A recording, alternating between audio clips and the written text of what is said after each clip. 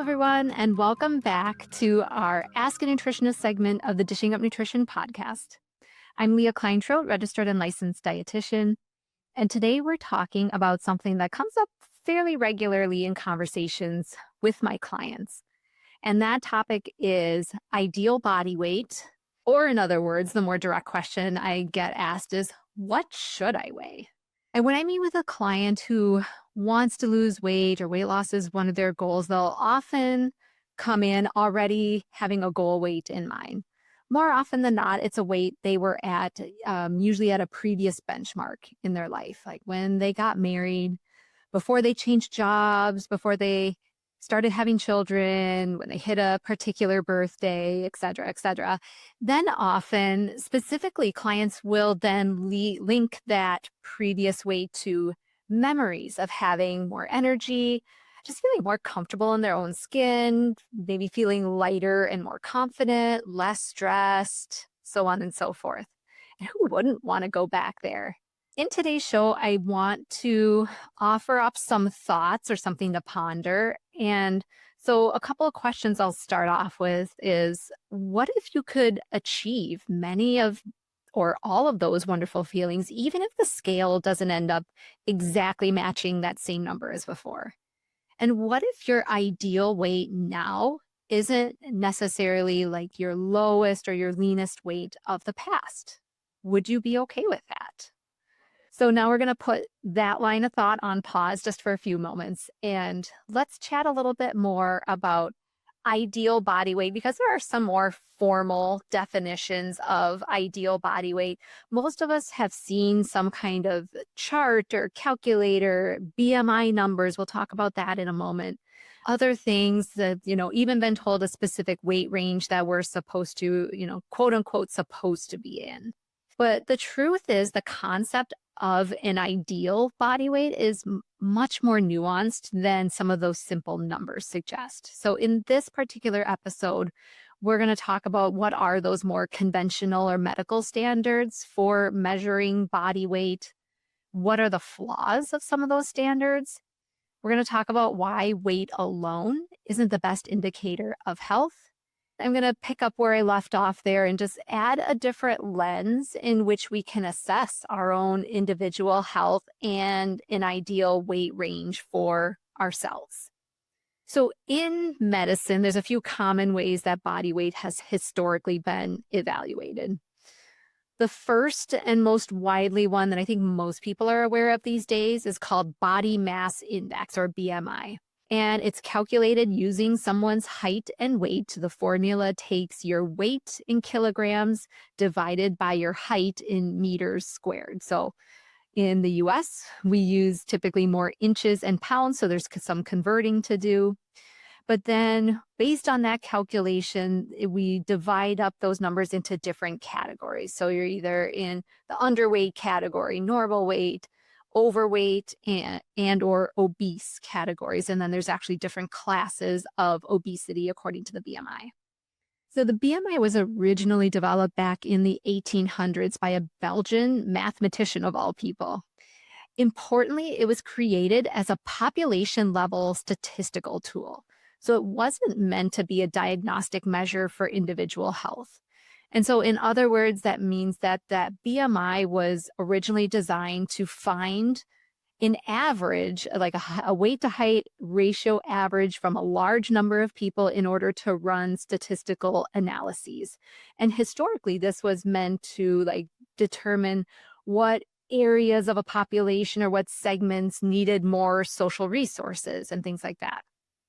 So the BMI was not designed originally to be used on an individual level or on a person-to-person basis as a measure of health. But over time, the BMI became widely adopted in medicine because it's free, it's quick, and it's easy to calculate. Another concept used in clinical settings that is also quick and easy to calculate is actually something called ideal body weight, or IBW. So these formulas, there's some different ones, but they, again, estimate what someone, quote unquote, should weigh. Again, primarily just based on their height. I learned something called the Hamway or Hamwee formula. I'm not sure exactly how you pronounce it. but it calculates ideal body weight by saying that for a woman, you start with 100 pounds for 5 feet tall, and then for every inch, you go up by 5 pounds. So, if you were a woman who is 5'3", the quote unquote ideal body weight would be 115 pounds. So for men, you start actually at 106 pounds at that first 5 feet, and then you go up by 6 pounds for every additional inch over 5 feet. So equations like these were originally developed for very practical reasons. Usually it was determining medication doses or specific nutritional needs for hospitalized patients. They were not meant to set health or beauty standards. But again, over time, these numbers begin to make their way into more of the public domain, and they begin to be used as benchmarks for what again, healthy, quote unquote, healthy body should be. And that's where we do need to acknowledge some of the limitations and some of the flaws of these more traditional weight standards. So first, neither of these calculations measure body composition. They can't tell the difference between muscle, fat, bone, water. They're just taking that weight and height and basically saying, is your weight appropriate for your height?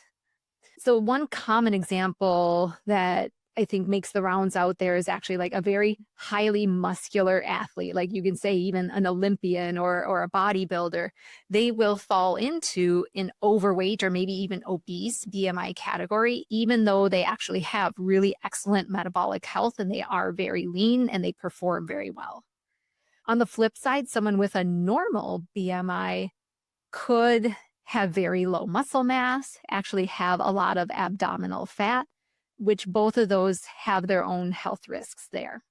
So in other words, body composition is not one thing that actually is measured when we are just looking at the BMI or looking at something like that Hamway equation. Second, these equations don't account for differences in body structure, which kind of plays into what I was just saying about body composition. People naturally vary in their bone density, their frame size, their muscle mass, how body fat is distributed. So two people with the exact same height and weight can look very different and have very different health profiles. Third, the BMI, again, was largely developed using data from European men in the 1800s, which means it's not likely a great representation of today's diverse populations. And research does show that there are various health risks and health risk thresholds that vary based on ethnicity and body composition. So again, like we're missing a bit of the picture when we're just looking at that BMI. And then with both the BMI and that ideal body weight equation, again, neither of these are also taking into account lifestyle behaviors, which again, like it is difficult to put numbers to those and try to quantify them. But we do have to recognize that our lifestyle behaviors play a huge role in what our health outcomes are. So someone might weigh more than the BMI guidelines recommend, but they may have excellent cardiovascular health, great blood markers, very balanced nutritional habits. While someone else who has a normal BMI or might be in that normal range may have really poor sleep, a lot of stress, poor diet quality. They might smoke 2 packs a day. They might have sedentary behaviors that negatively add up and impair and impact their health. So relying solely on body weight oversimplifies a more complex picture. Body weight is just one piece of the puzzle. And again, dare I offer that it's probably not the most meaningful one, although we tend to, as a society or like as we've been raised, we tend to allocate a lot of meaning onto this one number. So weight doesn't tell us about how good is our blood sugar control? What are our cholesterol levels like? How is our blood pressure? What's our level of inflammation? Can we physically do everything that we want to be able to do? What is our mental health like? How are we sleeping? Many of these factors that I just listed have stronger links to disease risk than body weight all by itself. And another reason why weight could be misleading is that the body naturally regulates weight within a range influenced by genetics, by our hormones, by metabolism, and by life stage. So it's natural for weight to fluctuate throughout certain phases of life. And I do hear this a lot from clients. Usually it's more on the frustration side. I haven't changed what I'm eating. I haven't changed how I'm exercising. My stress is about the same. Yet I've put on a lot of this stubborn weight that I just can't get rid of, or some of my old tricks that I used to use don't work anymore. And this tends to be the case for a lot of women who are going through those big hormonal shifts of perimenopause and menopause. And I can emphasize with my clients on this. And we also really do, we work on weight loss, and there are ways to do this safely and sustainably and do it without sacrificing their other health markers in pursuit of some of those extremes of weight loss. Trying to force the body into a specific number on the scale can sometimes lead to unhealthy behaviors or unhealthy outcomes. So that can look more like extreme dieting, chronic restriction, a big focus shifting into more food and body preoccupation, and weight cycling from yo-yo dieting. So weight loss and regain that may be 50, 60. I've had clients that have gained and lost 100 pounds over and over again. And ironically, again, that those cycles of repeatedly gaining and losing weight, called what we call weight cycling, actually increases certain health risks. So this is why, I think this is gaining traction, that many dietitians and other healthcare providers are shifting toward more of a health-centered approach rather than a weight-centered approach. So if weight isn't the whole story, what else should we be looking at? And in my mind, this is just where my mind goes, but I like to think of this about as like a Venn diagram. So you have all the individual bubbles. Like, what are all those individual bubbles that eventually intersect at one middle point? And so what do each of those bubbles contain, or what could we assign to each of those bubbles? Well, one important category is just our metabolic markers from blood tests or evaluations that you get at the doctor's office. So this could be your glucose and your hemoglobin A1C numbers, which that just helps assess our blood sugar control and our diabetes risk. A detailed lipid panel to measure our triglycerides and our HDL, our different types of LDL. So just kind of our cholesterol panel. We want to look at markers of inflammation like C-reactive protein or CRP. I think it's hugely helpful when clients are able to get a look at some of their nutrition, some of their vitamin and mineral statuses like vitamin D, vitamin B12, ferritin, and hemoglobin, which are iron markers. So all of these can be put in one bucket of metabolic markers that we can look at through lab work. Blood pressure is another one. Some people have blood pressure cuffs at home that they can monitor, or more often it's just you get your blood pressure taken anytime you go into the doctor's office. So blood pressure is strongly associated with heart disease risk. And there are different ways to evaluate body composition, which again just means we're looking at what's the proportion of what our body is made out of. What proportion is muscle, what proportion is fat, what proportion is bone, just trying to give us a clearer picture of what that body is made up of rather than just looking at the weight alone. And there's different ways to do this. DEXA scans is one way. So that's not just for osteopenia, osteoporosis. That is one way that we can look at body composition. Many gyms or individual clinics may have something called BIA, or bioelectrical impedance analysis. It's where you stand on a little scale and you hold on to the little arms. And it's sending low levels of electrical currents throughout the body, trying to, again, get a measure of muscle versus fat versus water. And then skin fold measurements. Again, I learned those back when I was in undergraduate going for exercise science. We learned how to take skin fold measurements. I'm not sure how popular those are today, but it still is a method that is out there. And so these methods just give us a clearer understanding of like, where might we put on muscle easier? Where do we tend to distribute our fat more? What is our percentage of lean mass? Which I think tend to be a little bit more relevant to health outcomes.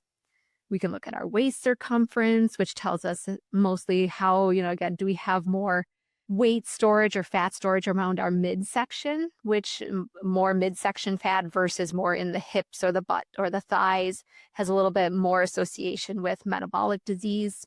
And then another bubble that we can look at, or actually like what could actually be divided up into a lot of different bubbles, are the different various lifestyle factors that are key indicators of health. So what are we eating and drinking? So our dietary patterns.